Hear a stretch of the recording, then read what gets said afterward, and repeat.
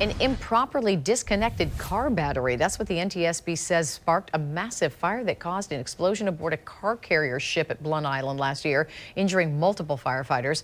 The News4Jax I-team has now obtained the agency's findings from the investigation. The fire burned for more than a week, causing about $40 million in damage.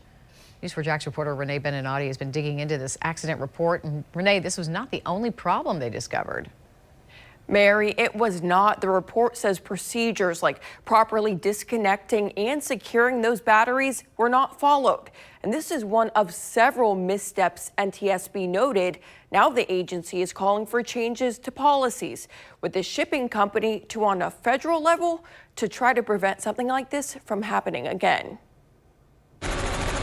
This was a scene as crews worked to put out a massive fire aboard the Hoegh Xiamen in June 2020. More than a year and a half later, we're finding out what caused this.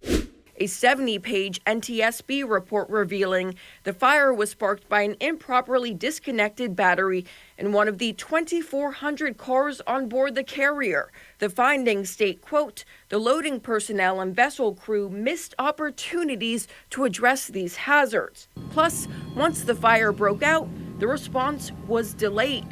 Investigators say at the time the ship's fire detection system was offline.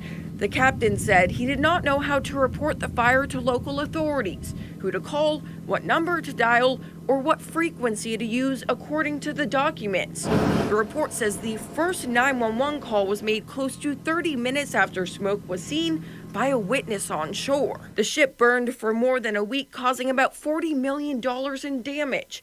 None of the 21 crew members on board were hurt, but 9 Jacksonville firefighters were hurt by an explosion caused by the blaze they were battling. The NTSB made recommendations based on this investigation. That includes more training and oversight when it comes to vehicle loading and tighter regulations for vehicle carriers, especially those moving used cars.